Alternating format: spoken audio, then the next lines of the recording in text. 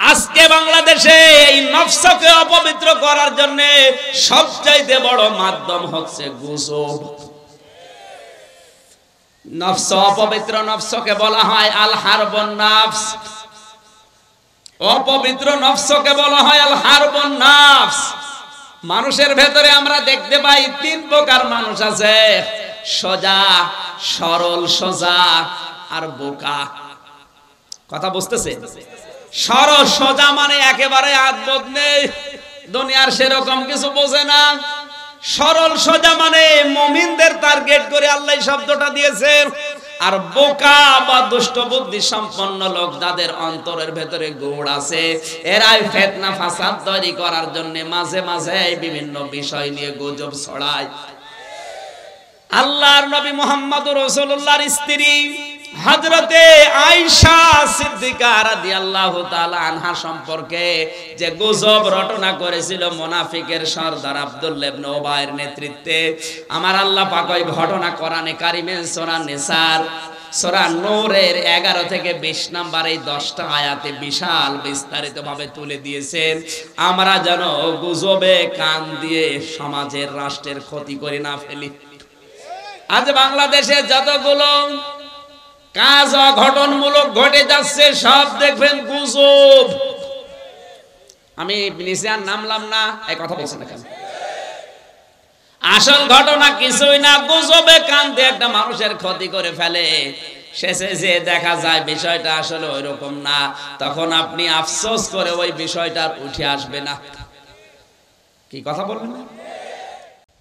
এক গরিব রিকশা চালক বহু কষ্ট করে 1 কেজি খাসির মাংস কিনে বাড়িতে নিয়ে স্ত্রীকে ডাক দিয়ে বলছে রান্না করো, আমি গোসল করে আসি। আর স্ত্রী রান্না করতে যে চিন্তা করছে দেখি কেমন লাগে, 1 পিস 2 পিস করে মুখে দিতে দিতেও ছাতা শেষ। চিন্তা করছে আমার স্বামী আসলে আমি বলবো কি। যখন গোসল করে এসেছে তখন খাবার দিয়েছে আলু, মূলা, বেগুন। ডাক দিয়ে বলে সেই গোশত বা মাংস কই? বলে আপনি জানেন না, আপনি গোসল করতে গেলেন, আমি সুন্দর করে রান্না করে ঢাকনা দিয়ে ঢেকে রেখে কলে পানি আনতে গেলাম, এসে দেখি মাংস আর নেই, ওই দুষ্ট বিড়াল সব খেয়ে ফেলেছে।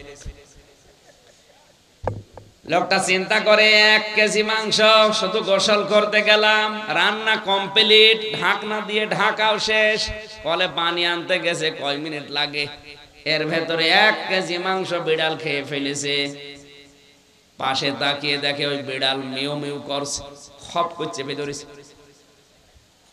দাড়ি পাল্লা এনে ওজন দিয়ে দেখে 1 কেজি। ডাক দিয়ে বলে বউ, এটা যদি বিড়াল হয় সে মাংস কই? আর এটা যদি মাংস হয় সে বিড়াল কই? কারণ এই বিড়াল যদি 1 কেজি মাংস খায় এর ওজন হবে 2 কেজি। কথা বলে না কেন? 51 ভাগ মুসলমান যদি হযরত ইব্রাহিম নবীর আদর্শ নিয়ে তৈরি হয়, 96 ভাগ লাগবে না।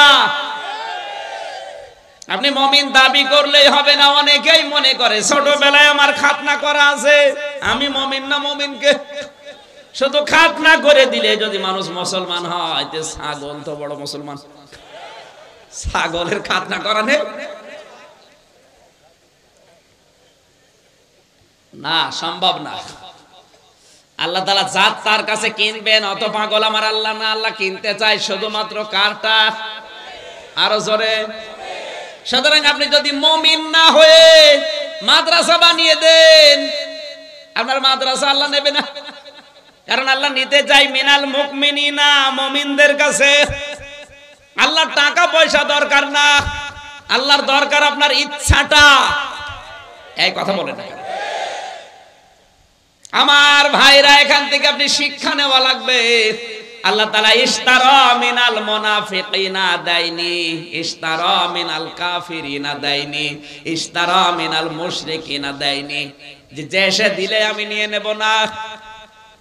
আল্লাহর যদি সম্পদের খুব বেশি দরকার হতো তাহলে তো কারুনের সম্পদ আল্লাহ কিনে নিত। আপনি আর কয় টাকার মালিক হয়েছেন?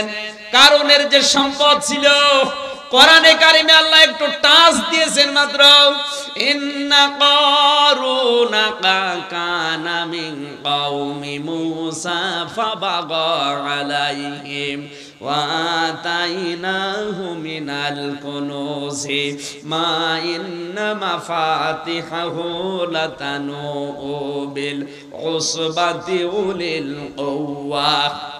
সূরা কসস 20 নম্বর পারা 13 নম্বর পৃষ্ঠা 12 নম্বর লাইন 10 নম্বর লাইনের 76 নম্বর আয়াতে আল্লাহ জানিয়েছেন, কারণ মুসা নবীর অবাধ্য ছিল, তাকে এত সম্পদের মালিক আমি আল্লাহ বানিয়েছিলাম। 70 জন যুবক মানুষ লাগতো তার শুধু চাবি বহন করতে। 70 জন যদি যুবক লাগে চাবি বহন করতে, তো তালা বহন করতে কতজন লাগবে?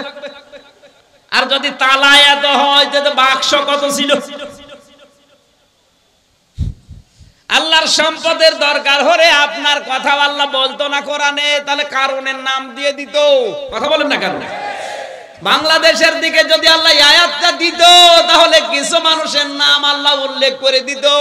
মুসা বিন শমশেরের নাম বলতো, সালমান এফ রহমানের নাম বলতো, আকিজ কোম্পানির নাম বলতো।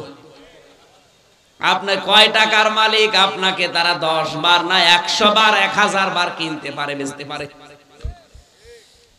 আমি আকিজ কোম্পানির আদ্দিন হাসপাতাল, যেটা আকিজের বড় ছেলে ডাক্তার মহিউদ্দিন, ঢাকা মগবাজারে আদ্দিনে আমি জমান নামাজ পড়াই মাসে 2 বার। আমি দেখেছি ওদেরকে আল্লাহ যে সম্পদ দিয়েছে, বাংলাদেশের ভেতরে এখন ওরা 3 নাম্বার ধনী। 10টা ধনী যদি থাকে পুরা দেশে, ওনারা আছে 3 নাম্বারে। আর আপনার তো নামই নেই, আছে? তাহলে আপনি তো ওর ভেতরেই নেই। তাহলে ইশতারা মিনাল মুমিনিনা, আল্লাহ কিনতে চান, কিন্তু সবারটা না। কার? আরো জোরে। পরা কোরআনে 25 জন নবীর নাম আমি পেয়েছি। এই 25 জন নবীকে আল্লাহ ছাত্রের মতো ডাক দিয়েছেন। এই শিক্ষক যখন ক্লাস নাই, ক্লাসে দেখবেন ডাক দেয়, ইয়া ইব্রাহিম, ইয়া মুসা, এদিকে আসো। আর মুহাম্মাদুর রাসূলুল্লাহকে আল্লাহ পরা কোরআনে ওইভাবে ডাক দেয়নি, ইয়া মুহাম্মদ। হ্যাঁ, মুহাম্মদ শব্দ বলার সঙ্গে সঙ্গে তার রিসালাতের ঘোষণা দিয়ে তার সম্মান যা ছিল আরো বাড়িয়ে দিয়েছেন। 4 জায়গায় আল্লাহ এই শব্দটা দিয়েছেন, মুহাম্মাদুর রাসূলুল্লাহ ওয়া মা মুহাম্মাদুন ইল্লা রাসূল। জোরে বলেন আল্লাহু আকবার। আমার মুসলমান ভাইরা, যেই নবীকে আল্লাহ কোনদিন নাম ধরে পর্যন্ত ডাকলেন না, সেই নবীকে যদি বলে আপনাকে আমি ডান হাত দিয়ে চেপে ধরে কণ্ঠনালী কেটে ফেলে দিতাম, যদি কোরআনের ভেতরে আপনার নিজের কোনো কথা বানিয়ে বলতেন, তাহলে সে কিতাব কত অথেন্টিক এই আয়াত দ্বারা বোঝা যাচ্ছে। কথা বলেন ঠিক কিনা? এত বড় অথেন্টিক কিতাবের তাফসীর শোনার জন্য যারা বসেছি, আর একবার বলছি আলহামদুলিল্লাহ। দরুদ আর সালাম পাঠ করছি আমাদের নবী, মানবতার মহান শিক্ষক মুহাম্মাদুর রাসূলুল্লাহ সাল্লাল্লাহু আলাইহি ওয়াসাল্লামের প্রতি। কোরআনে কারিমে আমার আল্লাহ নবী সম্পর্কে যত তথ্য দিয়েছেন, সব চাইতে বড় আশ্চর্য লেগেছে আমার কাছে সূরা হুজুরাতের 1, 2, 3 নম্বর আয়াত। আল্লাহ তাআলা বলেন, ইয়া আইয়ুহাল্লাযীনা আমানু লা তারফাউ আসওয়াতাকুম ফাওকা সাওতিন নাবিয়্যি ওয়ালা তাজহারু লাহু বিল কওলি কাজহরি বা'দিকুম লিবা'দিন আন তাহবাতা আমালুকুম ওয়া আনতুম লা তাশউরুন। দিলের কান দিয়ে বোঝার নিয়তে শুনবেন, আমলের নিয়তে। দল মত আমাদের আলাদা থাকতেই পারে, কিন্তু কিয়ামতের দিন নবী যদি সুপারিশ না করে, আমির হামজা না, আব্দুল গাফফার না, আমার বাবাও জান্নাত পাবে না। এই কথা বলেন না কেন? এখানে আয়াতটা একটু ভালো করে খেয়াল করেন। সূরা হুজুরাত 2 নম্বর আয়াত। আল্লাহ তাআলা বলেন, ওহে যারা ঈমানের দাবি করো তাদেরকে বলছি, কখনো তোমাদের মুখের আওয়াজ যেন আমার রাসূলের মুখের আওয়াজের উপরে ওঠে না ওঠে। আমার রাসূলের কণ্ঠের উপরে যদি তোমাদের কোন কণ্ঠ কোনদিন উপরে ওঠে, পরস্পরে যেভাবে কথাবার্তা বলো, এইভাবে যদি আমার রাসূলের কথার উপরে তোমাদের গলার আওয়াজ চলে যায়, তোমাদের যত আমল ছিল দুনিয়ায় আমি আল্লাহ সব আমলগুলো ধ্বংস করে দেব, নষ্ট করে দেব। তোমরা টেরও পাবে না কখন তোমাদের আমল নষ্ট হয়ে তোমরা আমল শূন্য হয়ে গেছো। এই আয়াতটা নাযিল হওয়ার পর থেকে হযরতে ওমরের এত দারাজ কণ্ঠ ছিল, কিন্তু নবীজির সামনে আসলে কমপক্ষে তিন বার কথা না বলার পরে নবীজি তার কথা শুনতে পারতেন না। এত বড় দারাজ কণ্ঠের লোক যদি 3 বার বলার পরে নবীজি শুনতে পান, আমাদের কণ্ঠ কি আর আমাদের আওয়াজ কি? নবীজি এখন নেই, তার গলার উপরে আপনার আওয়াজ, তার মানে কি? এই শব্দের বাস্তব ব্যাখ্যা হবে, পৃথিবীতে নবী নেই কিন্তু নায়েবে নবী আছে। আল উলামা ওয়ারাসাতুল আম্বিয়া, আল্লাহর নবী জানিয়েছেন যারা আলেম এরা আমি রাসূলের স্থলাভিষিক্ত নায়েবে রাসূল, আমি নবীর উত্তরাধিকারী। এরা আমি নবীকে কষ্ট দিলে, আমি নবীকে দুঃখ দিলে যেমন আল্লাহ পাক নিজে আঘাত পায়, আমার নায়েব যারা কিয়ামত পর্যন্ত আলেমদেরকে যারা দুঃখ দেবে, আমি নবী ঠিক ওইভাবে কষ্ট পাবো। আর আমি নবী যদি কষ্ট পাই, তাহলে তোমাদের যে আমলগুলো আছে ওগুলো কখন নষ্ট হয়ে যাবে তোমরা টেরও পাবে না। এই আয়াতটা এবার বাংলাদেশে মিলান, কত মানুষের আমল আখলাক আল্লাহ নষ্ট করে দিয়েছে, ও টের পাচ্ছে না, তার কোনো হিসাব নেই, এ জেলাই নেই। আপনার নিজের বাস্তব জীবনে আপনি মিলাবেন, আপনি আর যাই করেন না কেন অন্তত এইটা যেন হয়ে না যায়। কারণ নবীকে আল্লাহ এত সম্মান দিয়েছেন, এই পৃথিবীর ময়দানে আল্লাহ নিজের পরে সম্মান দিয়েছেন বিশ্ব নবীকে। আজকে আসার সময় পড়ছিলাম বুখারী শরীফের হাদিস, আল্লাহর নবী মুহাম্মদুর রাসূলুল্লাহ সাল্লাল্লাহু আলাইহি ওয়াসাল্লাম বলেন, খ্রিস্টান এক যুবক অকথ্য ভাষায় আমাকে গালিগালাজ করেছিল। গালিগালাজ করার পরে লোকটা মারা যায়, জাতির লোকেরা তাকে কবরে দেয়। সকালবেলা সে দেখে কবরের মাটি তাকে গ্রহণ করে নাই, বের করে দিয়েছে। চিন্তা করছে কি অবস্থা। সকালবেলা আবার তারা একটু গর্ত বেশি করে আবার রেখেছে কবরে।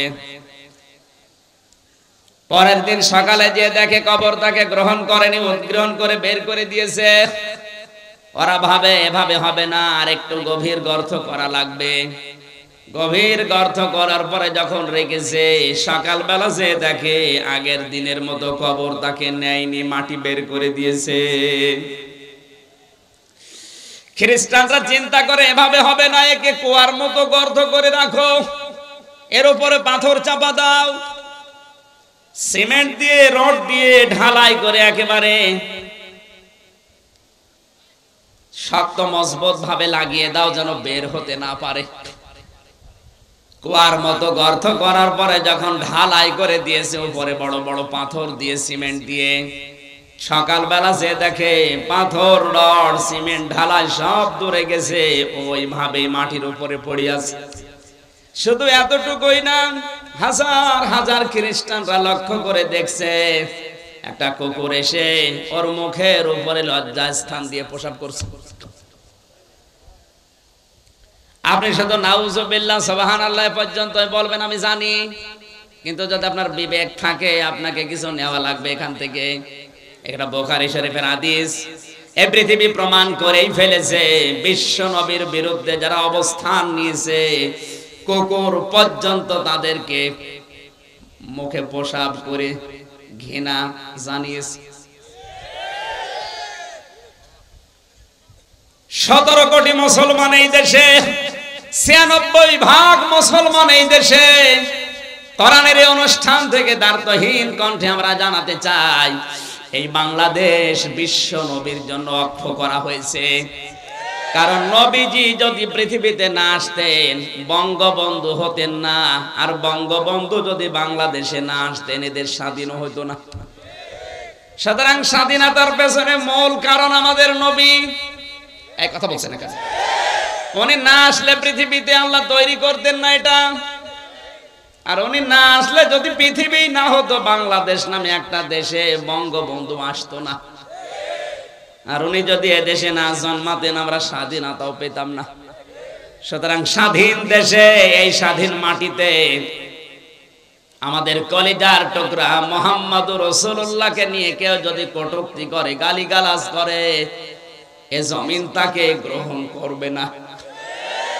এ জমিনের 1 ইঞ্চি মাটিও তার জন্য বৈধ না। শোনো, কোনো অবৈধ মানুষকে আমরা এই জমিনে থাকতে দেব না। আমার তো মনে হচ্ছে জাতির ভেতরে যারা মুহাম্মদুর রাসূলুল্লাহকে নিয়ে নিকৃষ্ট কাজে মেতে ওঠে, মাঝে মাঝে ওই কুকুর পর্যন্ত তাদেরকে মুখে প্রসাব করে সামনে ঘৃণা জানাবে। আশা করি আপনি পরিবর্তন হবেন। এত বড় আজান দিচ্ছে না, একজন জবাব দিয়ে দেন, এর ভেতরে একজন জবাব দিয়ে দেন।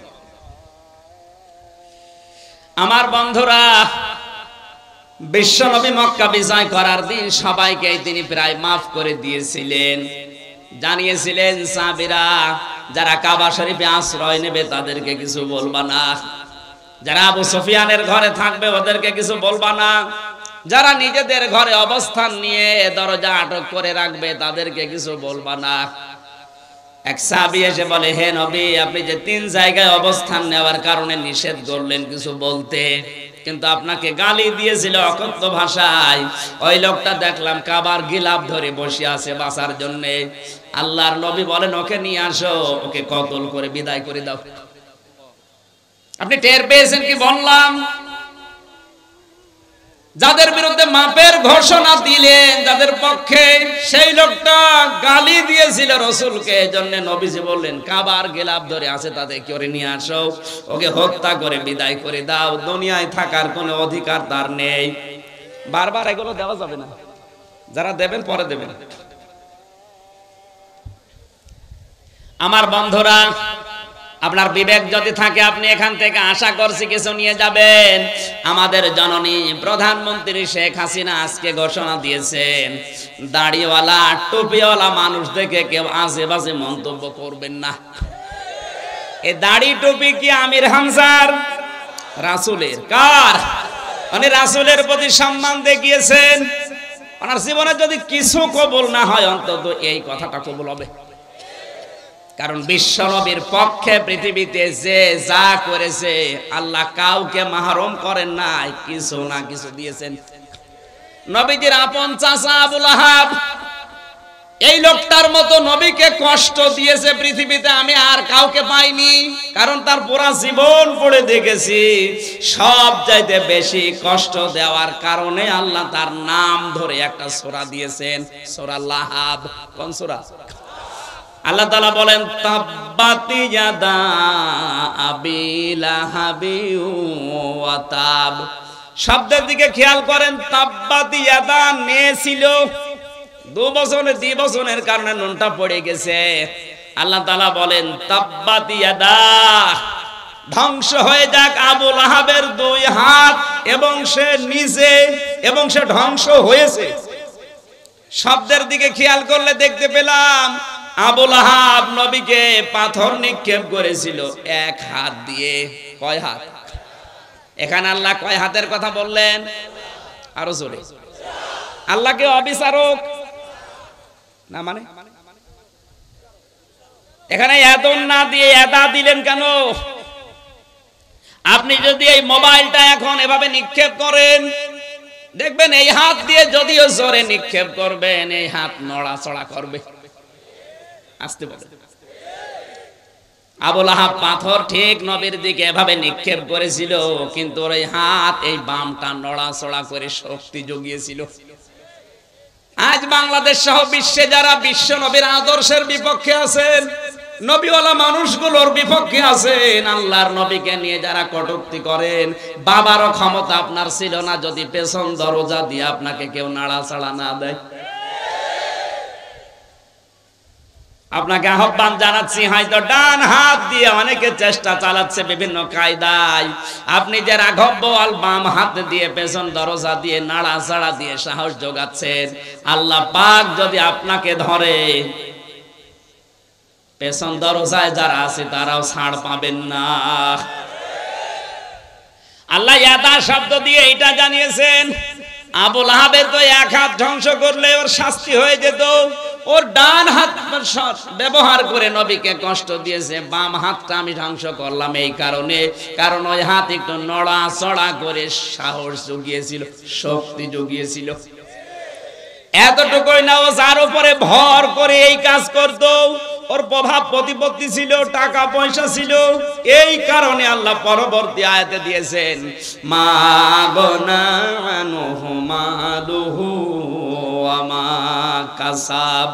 যার উপরে নির্ভর করে নবীর বিরুদ্ধে অবস্থান নিয়েছো, তোমার ওই টাকা পয়সা কোনো কাজে আসবে না যেগুলো তুমি অর্জন করেছিলে। আবু লাহাব ওই সময় ছিল ওই দেশের ধর্মমন্ত্রী। কি ছিল? আসতে বলেন। ওর ধর্মমন্ত্রীকে পর্যন্ত আল্লাহ ছাড়েননি। অমা কাসাবা, সে যা অর্জন করেছিল টাকা পয়সা, ক্ষমতা, প্রভাব প্রতিপত্তি, কার পেছনে লাগার কারণে? নবীজির। জোরে বলেন। আল্লাহ তো শেষ করতে পারতেন এই দুইটা আয়াত দিয়ে। আল্লাহ তাআলা বলেন, সায়াসলানা রং দাতালাহাব। এত রাগ আমার আল্লাহ, এত ঘৃণা তার উপরে প্রদর্শন করেছেন, এই দুইটা আয়াত দিয়ে আল্লাহ এই সূরা শেষ করেননি। আল্লাহ সিন দিলেন, সিন সাউফা কদ লাম, এরকম 13টা শব্দ আছে আরবি গ্রামারে। কোন সেন্টেন্সের আগে যদি একটা আসে অর্থ হয় অতি তাড়াতাড়ি। আল্লাহ তাআলা বলেন, অতি শীঘ্র ওকে আমি আল্লাহ জাহান্নামের অগ্নিশিখায় প্রবেশ করাবো, অমরাত এবং তার স্ত্রীকেও। প্রশ্ন আসতে পারে, তার স্ত্রীর দোষ কি নাকি? আবু লাহাবের স্ত্রীর দুইটা দোষ ছিল। এক নম্বরে নবীজির আপন চাচী সব সময় ঘরের কথাগুলো যা শুনতো ওগুলো বাইরে যে মানুষের কাছে প্রকাশ করে দিত। দুই নম্বরে নিজের স্বামীকে দিয়ে সব সময় নবীকে কি করে কষ্ট দেওয়া যায়, দুঃখ দেওয়া যায়, এই বুদ্ধি পরামর্শগুলো বাড়িতে বসে বসে স্বামীকে দিত। আজও বাংলাদেশে অনেকে টক শো করে দেখবেন, বসে বসে আল্লাহর নবীর বিরুদ্ধে কথা বলে, যারা আছে ওদের কারো বলার জন্য উদ্বুদ্ধ করে। অত জোরে বলার দরকার নেই, আসতে বলে। আমার তো মনে হচ্ছে আপনি আবু লাহাবের স্ত্রী উম্মে জামিল, এই মহিলার ছোট বোন। আসতে বলে। আবু লাহাবের স্ত্রীর সবচাইতে মারাত্মক অপরাধ দুনিয়ায় ছিল এই মহিলা তালাতালি করা ভালোবাসতো। তালাতালি বোঝেন? বোঝেন না? একজনের কথা আর একজনের কাছে লাগিয়ে সম্পর্ক নষ্ট করা, এটা তো এ নওগাঁয় নেই, আছে মানে এটা বেশি।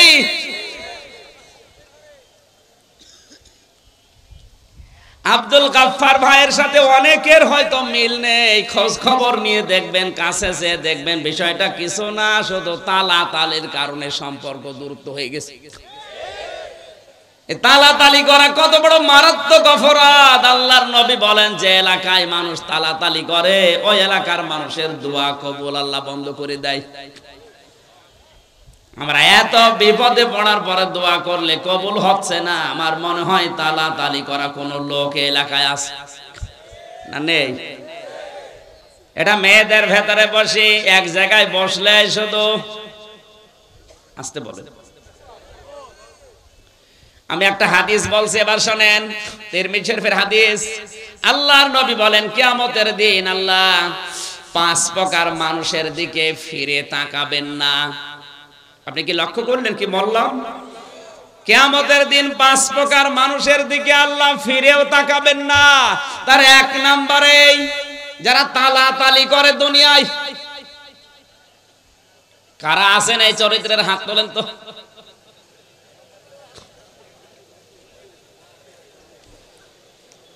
এই খেয়াল করেন, মুসা আলাইহিস সালামের জামানায় অনেকদিন বৃষ্টি বন্ধ ছিল। হযরতে মুসা উম্মতগুলোকে নিয়ে চাটিয়াল ময়দানে গেলেন। নামাজ পড়ার পরে দোয়া করলেন, আল্লাহ তুমি আমাদেরকে বৃষ্টি দাও। তিনবার মোনাজাত করার পরে বৃষ্টি হয় না। মুসা নবী রাগী নবী ছিলেন, তিনি রেগে গেলেন। ডাক দিয়ে বলে, রব্বুল আলামিন, এগুলো নয় আমার উম্মত, আমার মায়া লাগে, কিন্তু তোমার তো বান্দা, তোমার মায়া লাগে না। আল্লাহ তাআলা বলেন, মুসা মায়া লাগে তো বৃষ্টি দাও না কেন? দেব না। তোমার বান্দা মায়া লাগে তুমি নিজে বললে, তারপরও বৃষ্টি দেবা না মানে বলছে দেব না, দেওয়াই লাগবে। আল্লাহ তাআলা বলেন, মুসা বৃষ্টি আমি দিতে পারি কিন্তু দেব না, কারণ যাদেরকে নিয়ে দোয়া করলে ওর ভেতরে নামিমা তালাতালি করা একজন মানুষ আছে, ওরে যতক্ষণ বের করে না দিবা ততক্ষণ দোয়া কবুল হবে না। হযরতে মুসা ডাক দিয়ে বলে, রব্বুল আলামিন তুমি শুধু ওই লোকটার নাম বলো, দেখো কি করে ওর ঘাট ধরে বের করে দেব।